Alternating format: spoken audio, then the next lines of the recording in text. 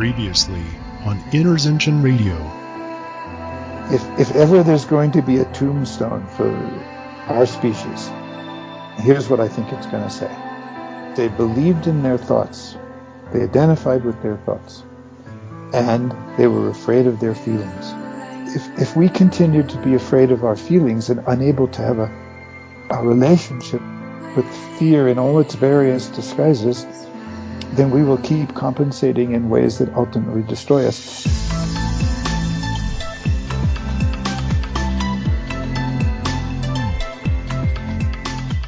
Welcome to InnerZension Radio. Welcome back to InnerZension Radio. I'm Chris McCleary, your host, as we explore more topics on all the different aspects of developing inner peace. Inner peace that doesn't waver based on outer experiences. And if you still have not received your free foundation roadmap for inner peace or InnerZension, then I encourage you to go to InnerZension.com/foundation roadmap and just put your email in and you'll get a free PDF. It's about 10 pages long.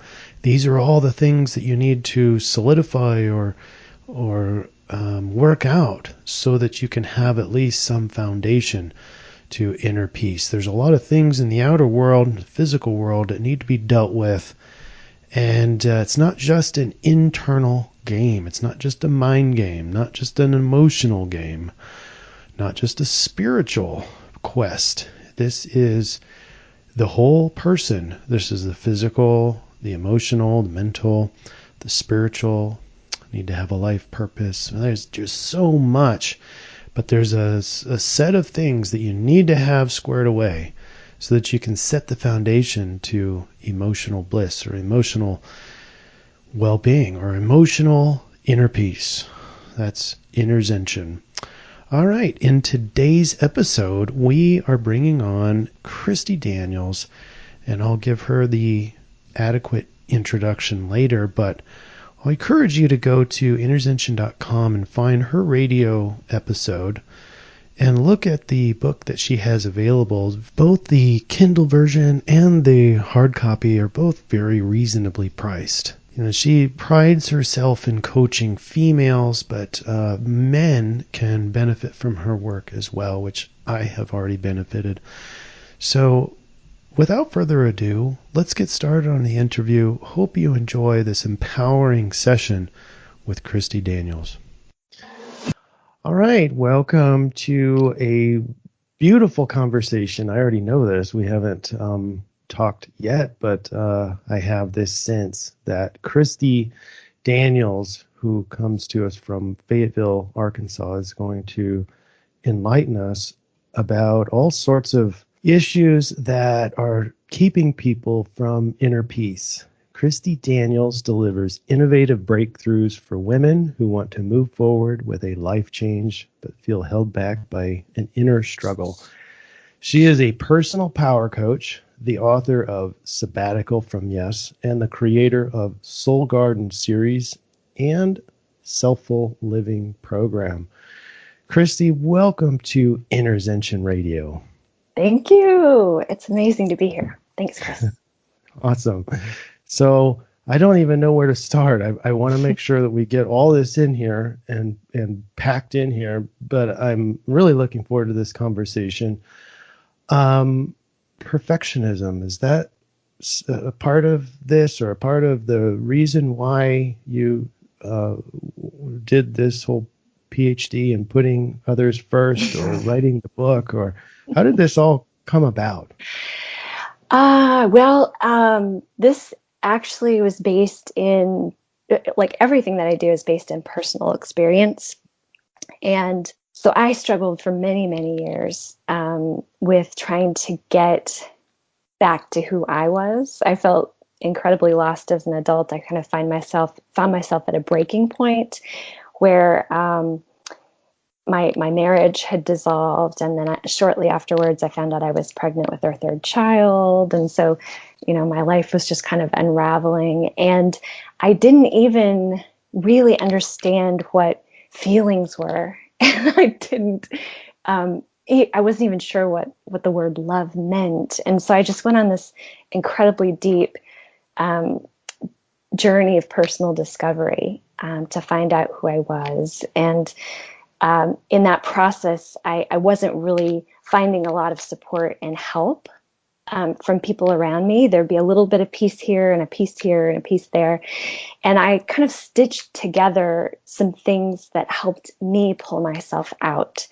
And what I discovered in that process was that I didn't want any other woman, or I do work with some guys, and so any other person to have to really spend all that time and suffer. And I declared, if I ever found a way out of this, I was going to make sure that I wasn't the only person that had access to it. I was going to, if there was a woman who wanted this kind of change in her life, I didn't want her to have to go through all the effort and unnecessary suffering that I went through. So that was kind of the kernel of me building a coaching practice that I have today. And all of the materials and the programs, the book, everything is really kind of born out of that desire to serve and a desire to help women, especially, and some cool nurturing dudes, kind of pull back into their core, into their center, into their place of power and inner peace, and then live their life from that place rather than living it from the outside in, living it from the inside out. And so I would say, in answer to your question, perfectionism certainly was an element in that. And I do work with my clients there's a special session I do with them to kind of clear the vow to be perfect and soften that inner critic and cultivate an inner encourager and an inner coach. And so I think there's an element of that to that, but it's not, it's just an aspect. It's an aspect of the elements that I've pulled together and kind of synthesized into an experience that is a little more holistic. That makes sense. And one of the neat statistics that you had in your book, it says that they did a study in 2010. The Gallup Healthways Wellbeing Index showed that women ages 45 to 64 had the lowest well-being of any age group or gender in America. And then this profile fits the most stressed out person in America. And then they're making a projection that women in this generation may not outlive their male counterparts by the standard 5 to 7 years anymore because of this great stress. Does this represent more of the, rather than perfectionism, does this represent more of the struggle that you're going through, and where is this stress coming from? Yeah, I do think it's very representative of a lot of the clients that find their way to me. And there are lots of different layers of this onion. Mm-hmm. So we could probably spend weeks on this question alone, but there's an overarching set of expectations. And I'm not sure that I want to go here with you. Let me think about this for a second. Sure. So there's this phenomenon that I've discovered in my own life and that I've seen in other women. And I think that it's almost like an original sin. It's as if we were born being flawed, and the flaw that we were born with is that we weren't male. Mm. And so the patriarchal influence that's been here for millennia. Yes, and it's we're born into a world that designed primarily by men for men from that viewpoint, and no matter how hard we try as women, we're never going to be good enough. We're never going to be able to adjust and change ourselves to meet that picture. And so many many women, and I'll just talk about my personal experience, I strove to not even want to be like my mother, and wanted to, be more like my father, because, he was going out into the world and making things happen. And I wanted to do that. I didn't want to stay at home or do those nurturing things. I wanted to be able to have an impact on the world. And so I really kind of diminished those things the traits and the gifts that you might associate with a more feminine aspect. I really kind of shoved those down and wanted to kind of disown those in an effort to be more successful and go and do more things and follow this model of what I saw around me. So maybe kind of sorry, I didn't want to interrupt, but in order to be successful, you can't be nurturing. It's like one or the other kind of thing. Yeah, exactly. Very, very logically driven, very unemotional, very, very driven to a certain point, to a certain goal. And, I followed that track up to a certain point until I kind of hit a wall, and it was like, it was not satisfying. There was something missing. And over the last, probably decade, I've been finding my way back to embracing what it is to be a woman. And now that I've found that, it's so juicy and fascinating to me. And I can't believe that I lived so much of my life trying to disown an entire aspect of myself. And I think there's I think that on a very, very broad level, that's an inherent struggle that many women are dealing with, because, things are changing, definitely. But for so long, the things that you would expect to be natural to a woman, for example, we're cyclical beings. And so as a woman, our experience will fluctuate given our own personal cycle, given nature's cycles.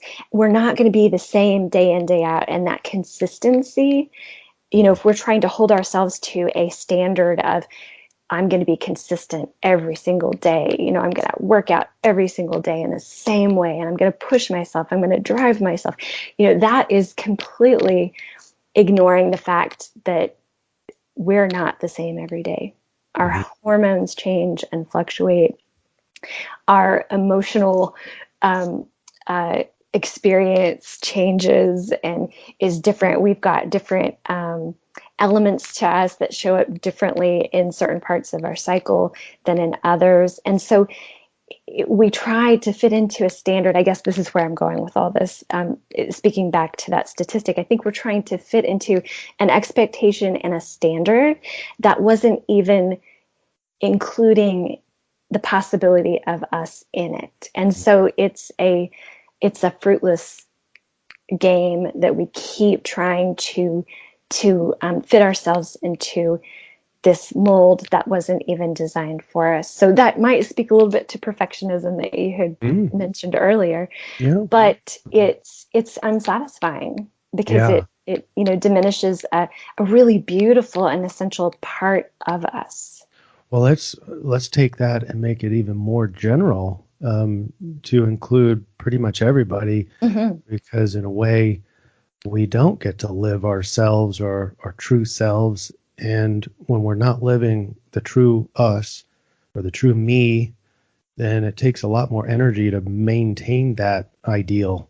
But if you're just bringing yourself out, you're just living your game, just being yourself completely, it takes a lot less energy because you don't have to think so hard about it. You don't have to have so many expectations of yourself or what you think other people are expecting of you. How does that kind of fit in? That resonates completely. Yes. You're not performing a role. You're simply being and living from your authenticity and from a genuine place. Right. The further away you get from yourself takes an exponentially more amount of energy to maintain that. Absolutely. Yes. Yes. Which is why finding your purpose in life is critical, because everything seems to flow a little bit nicer, a little easier Not that there's no problems, not that you don't have any stresses or anxieties, but things just seem to be easier. You wake up happier, that kind of thing. There's kind of a subtle but not so subtle difference, right? Yeah, oh, very much so. And you're able to live more aligned, which, there's less resistance when you're in, more congruent and aligned. Let's get into a little bit of the Selffull. And Selffull is spelled SELF-FULL, so full. Instead of selfish, it's Selffull. And is this part of the book, or is this separate from the book? Yeah, it's so Selffull Living is a program that I developed, and the book is kind of an part memoir, part excerpt of some of that course, kind of modified so that you could do like a do-it-yourself version of the very first portion of that program. And so Selffull is my way of shifting and making the word selfish a little more palatable. And it also implies being completely full of yourself, being, embracing all those aspects of yourself that come to bear. And so many of us are kind of conditioned to thinking that, it's not okay to be full of yourself. It's not okay to be, there are like, we're conditioned to not be that, to kind of like go along, get along with others, your relationships are important, and that implies that you need to somehow sacrifice yourself. And this is the antithesis of that this is living fully from your fullness and bringing all of that to bear in your interactions with other people, in your profession, in everything that you do. Now, this is like a 10 or 12 week process, correct? Yes. So yeah, the full process for that would be, today it would be about a 12 or 13 week process, depending on how we structured it. And the book kind of gives you like the first, kind of 4 weeks of what would prep you and kind of get you at least started. And one of the reasons I wrote the book was because I had some people come to me and say that they couldn't afford to work with me. And even though I often have pro bono work and things like that I do, I just wanted a tool to be able to serve, to help women who may not be ready to work with someone, or who may not be able to connect, or be logistically in the same physical location to work with someone. I wanted them to be able to have something to do that would get them to that more selfful place. So it's about becoming more of who you are. Is that in a nutshell? And it's kind of a spiral. And so you get infinitely closer and closer to the center, closer and closer to true authenticity and fulfillment. Yes. And there's no end. So it's a framework. It's a practice. Because as you said before, we are constantly changing, even though it doesn't feel like we're changing. Like each experience forces us to adapt, and in that adapting, we're a kind of a micro change, sometimes big changes. Right? So what can we go through just briefly through these little steps? There's 5 steps, and this is what brings us closer to the center, and we just keep rinsing and repeating over and over again. Yes. First one being invest in yourself. Yes. And so investing your attention. So it's really the clients that I work with have their attention primarily focused externally.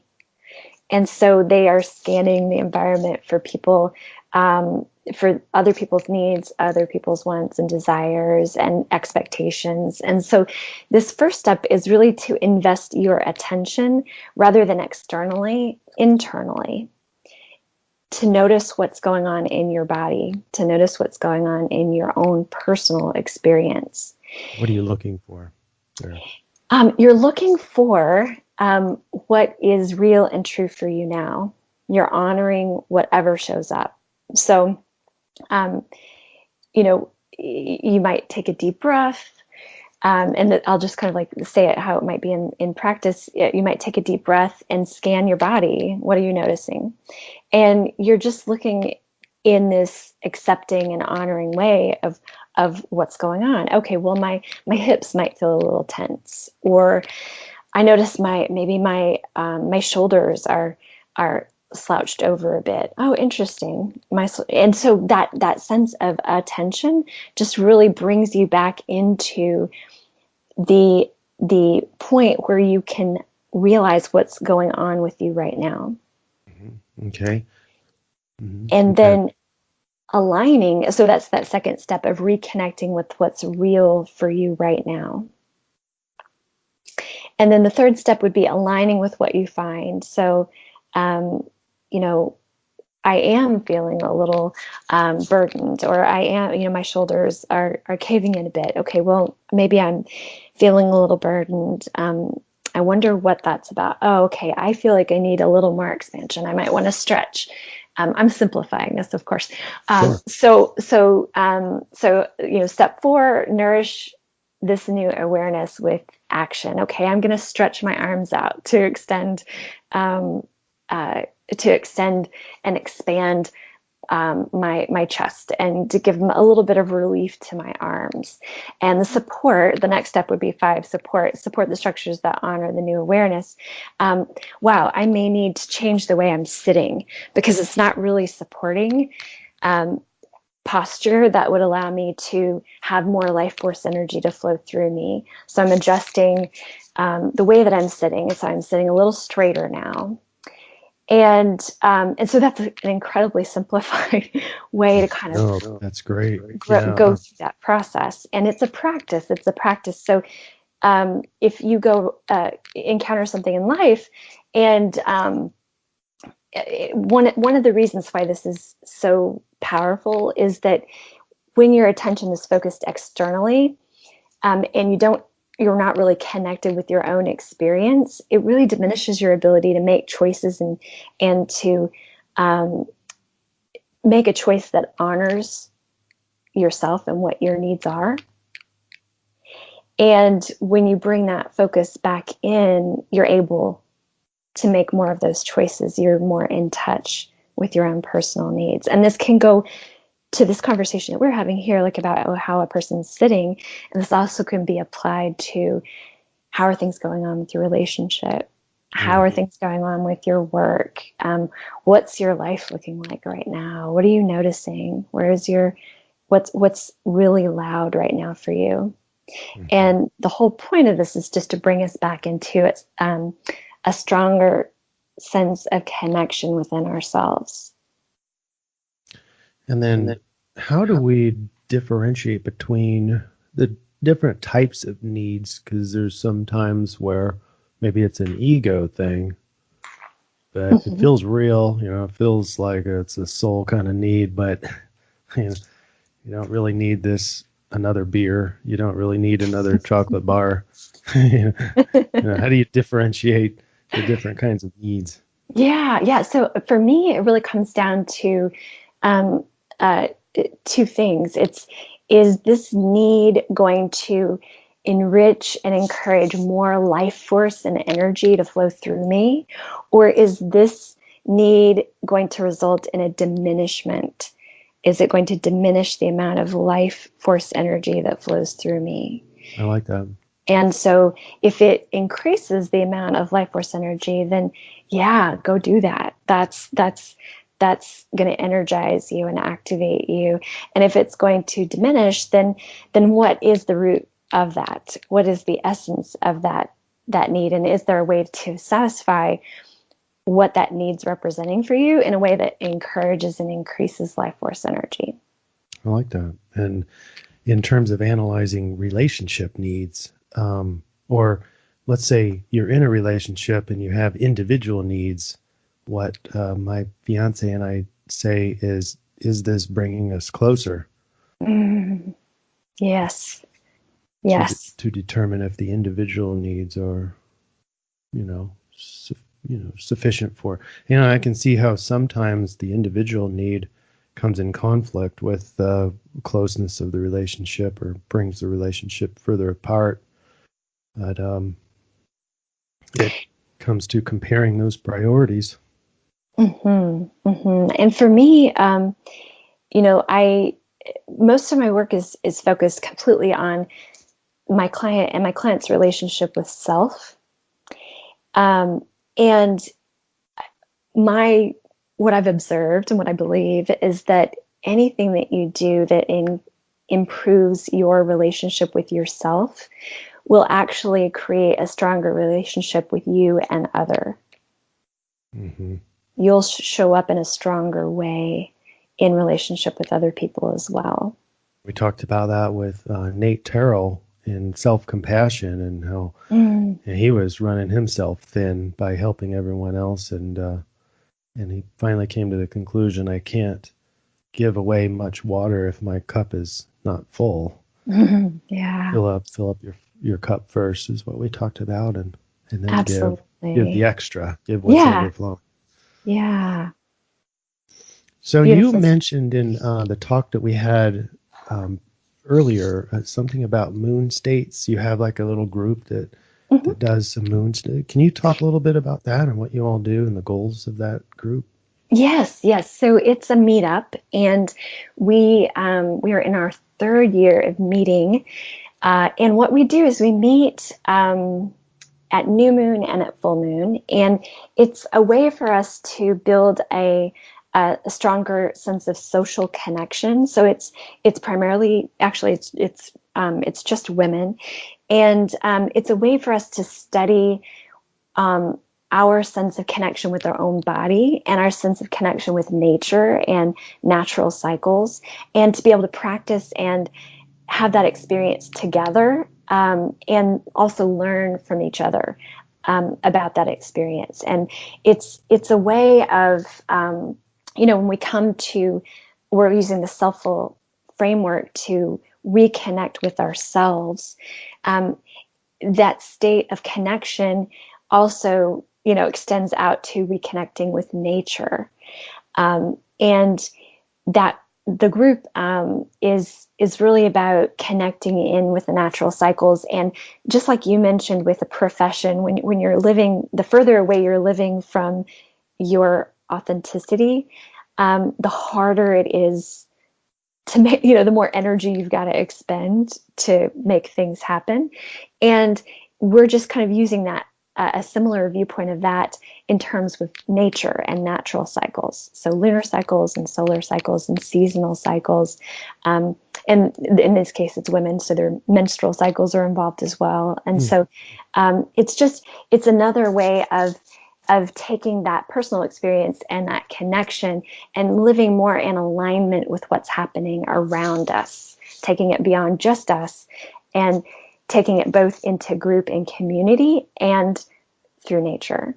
It sounds really interesting. Have you noticed any emotional connection, not between each other, but emotional connection between what you're feeling and the moon states or the sun cycles, or, do people get more depressed during new moons or full, that kind of thing? Yes, absolutely. I'm laughing because one of the things that happens, especially with new people who come, we'll sit around and we'll talk about like what's been happening for us, and inevitably there's a theme that shows up in the group, and they're like, I thought I was the only one experiencing this, and yet there usually is like a group contingent that is experiencing something incredibly similar, and so it's definitely affirming in that there's some influence there that we're all recognizing, and now that we're like sitting together and kind of like sharing experiences, we get that it's not just us, and that there's for lack of a better term, like cosmic weather that's happening around us. The rain affects you, the snow affects you, sunshine affects you. And so Absolutely. there's this cosmic weather that has influences that show up in our regular life. And so there's like a really cool sense of sisterhood that we're cultivating, and a sense of belonging that that is kind of challenging sometimes to gain in the lives that we live right now, where everybody lives separately and is kind of in a more disconnected state. There actually has been some studies, and I wish I had more details in my head, but it's not, kind of sounds generic when I'm spitting out these pseudo facts. But there was like a police department in Europe had noticed that full moons, there are more problems that show up, so they were dispatching more policemen. And I personally noticed that while working in a psychiatric ward currently, that just really rough observation. I didn't put any numbers or anything to it, but I just noticed that there are more people that check in around full moons than at other times. Absolutely, yeah, because in well, just to affirm like what you're saying, hospitals, emergency care response systems, fire departments, that's an element in their staffing, is a full moon. And one of the ladies that I've met recently was a nurse, and she was saying that every full moon there was this bump up in the increase of births that occurred in the maternity ward during full moon. And so there's definitely an effect there. I just find it neat how there's this really bright thing up in the sky, and it influences the waves and pushes the waves in and out. Yes. I just find that fascinating. Yeah, the gravitational influence. More than just a mind thing, and more of an emotional thing. I mean, it's physical. There's a physical manifestation of this influence. There's a gravitational pull on us, and we're between, say, depending on who you are, like 70 to 60% water, and if it's affecting tides, we're definitely influenced as well. Mm-hmm. No, I think I do need to put a little plug in here, because it just makes sense. But with all this influence out there, wouldn't it be nice to know what that influence is before it happens? And that's what we do.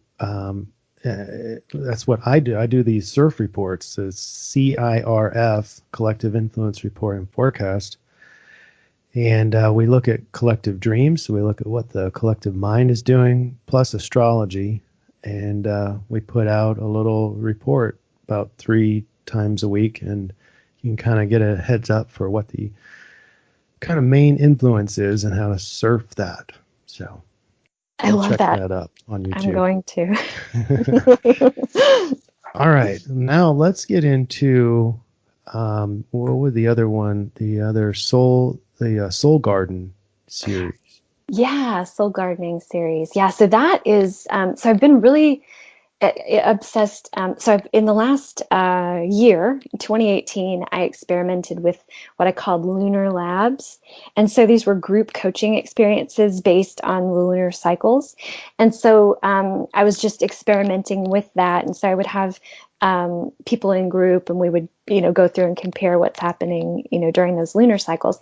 This year in 2019, I have been experimenting with group coaching based on seasonal cycles. So I'm calling that Soul Gardening. And we did a winterizing series, and it was focused on abundance. And so we were doing winterizing for abundance, and that started shortly before the winter solstice back in December. And now we're doing sprouting into abundance. So it's another group coaching program. And I've got blooming into abundance for the summer, and then for the fall, harvesting our abundance. And so it's a group coaching experience. And are you familiar with EFT?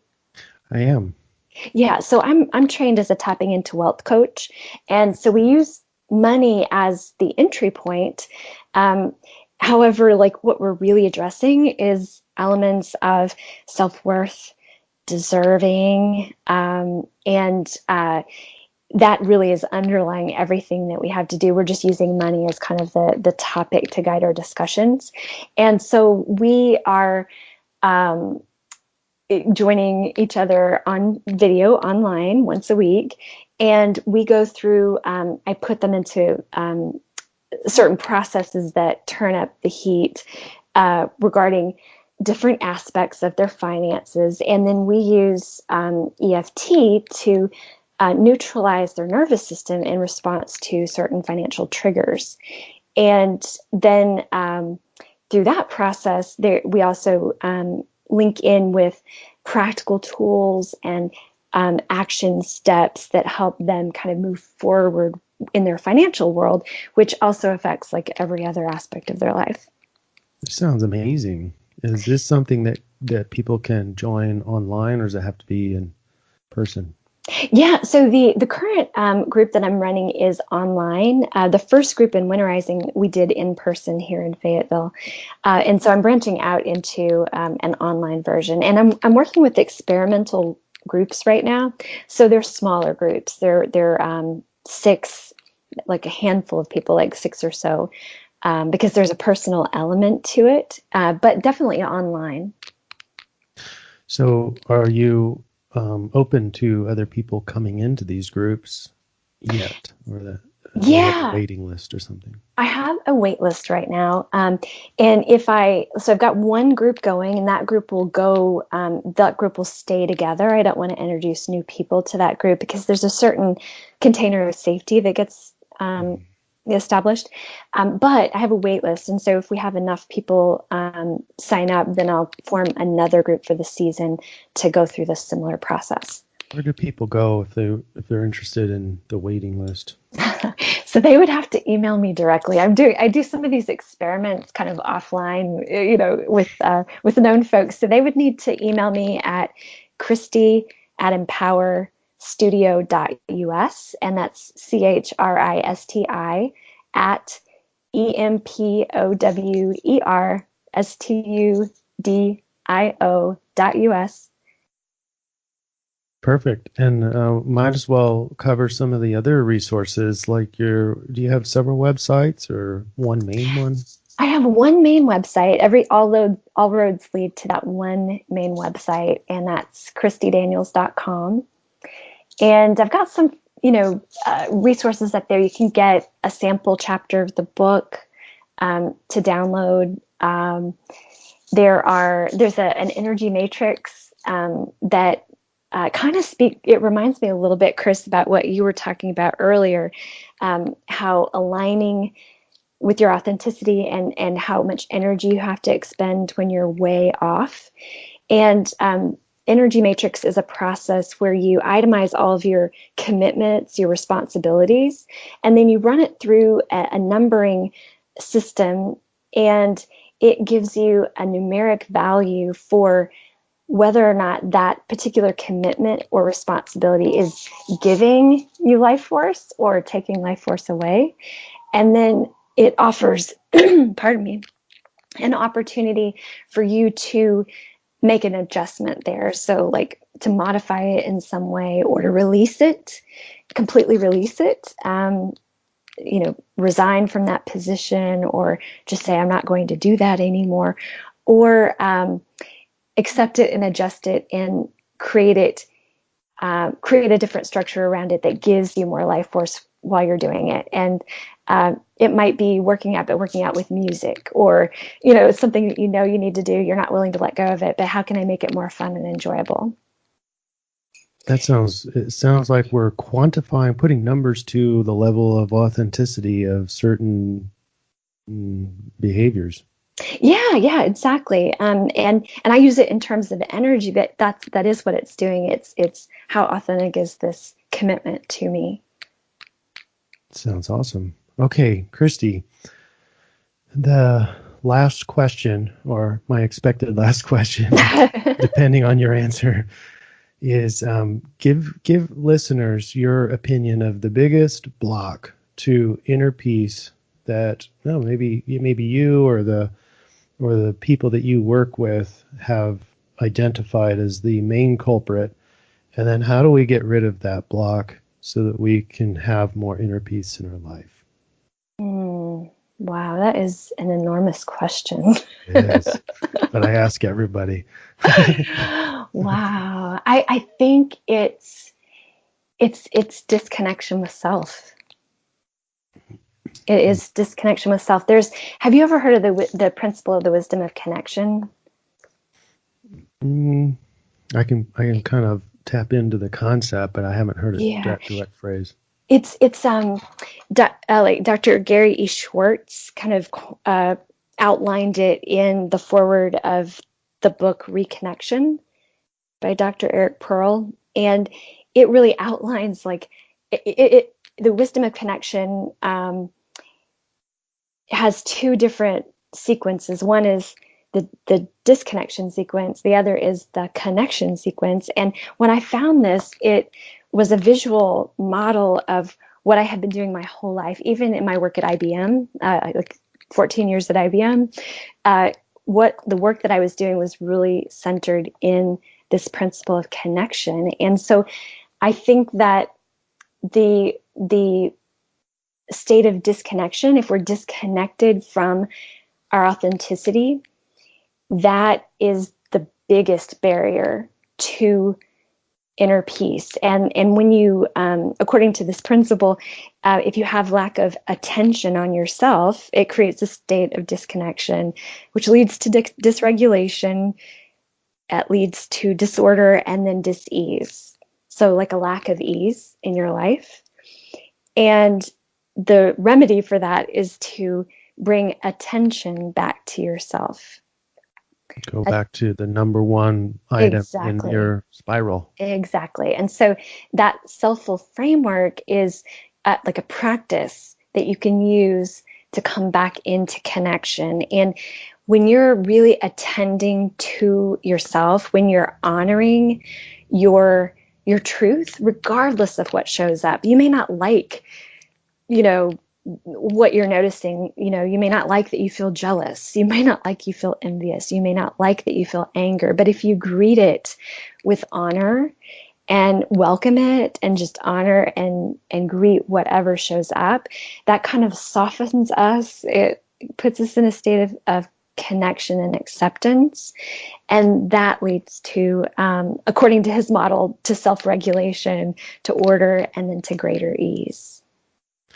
That makes a lot of sense. And I can bring in a lot of different theories to describe, that disconnection is kind of like ignoring the shadow, the bad side of ourselves. And Richard Moss talking about not being willing to face our own emotions or diffusing our feelings. And then we get into ACT therapy, and avoidance is the main culprit for psychological flexibility. So, ignoring all these things that we don't like and just constantly going around. And I think that's where these kind of selfish or ego needs start manifesting, is when we're really seeking avoidance of the bad stuff or the stuff that's going on inside of us that doesn't feel good. Then we can start pleasure seeking. And the pleasure seeking is the act of ignoring the real problems. But that's a simplistic. I think you said it a lot better. Yeah, I totally am seeing what you're saying there. And then there's also the light side of that, right? There's like the dark shadow, but there's also the light shadow of like when we're seeking something that is going to give us more life force energy, but more than that exceeds our upper limit or our worthiness and deserving set points, which can cue off guilt and shame and then send us into those avoiding because we don't want to feel the guilt. We don't want to feel the shame. It's uncomfortable. So it sets us off into those escaping kind of habits that will just kind of bring our overall set point down back to where it started.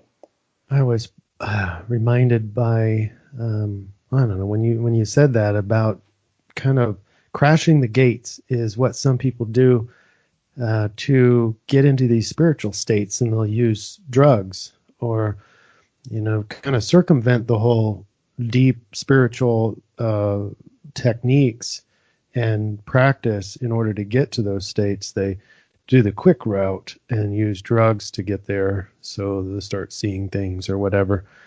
But that's called, in karmic terms, crashing the gates. And there's consequences. And I'm wondering if that has to do with the concept that you just brought up, which is it filled your cup way too much of good stuff. Even though it felt good, it's too much. Yeah. And you don't know what to do with it. It gets messy. There's no structure to support it. Like, back to what you're saying. There's you took a shortcut, but you don't have the structures in place to stabilize and integrate. Handle those experiences. Beautiful conversation, as I expected, Christi. I want to thank you for being here. Any other contact information that you'd like the listeners to know about, or did you cover it all? No, I think we've covered it all. If they go to the website, they'll be able to find everything. All right. Well, this was such a refreshing, I'd say just refreshing conversation, and made me see some new things, and hopefully the listeners as well. I encourage everyone to go look at Christi Daniels' work, find her book on Amazon or wherever you get your books, and get yourself a copy and better yourself. Find the truer you, reconnect with the true, authentic you. And that will, according to Christi, bring you closer and closer to inner peace. In her words, on her website, let me get this up. She says, it's truly a journey towards inner peace despite outer circumstances. So there you go. There's a direct overlap with InnerZension, and the goals are exactly the same. So anyway, Christi, thanks for being here, and quite an honor to have you on the show. Thanks for sharing your wisdom. I look forward to another conversation. Me too. Thank you so much, Chris. I love the work you're doing, and I am going to eagerly watch as you roll out new episodes here. Okay. Thank you. Until next time.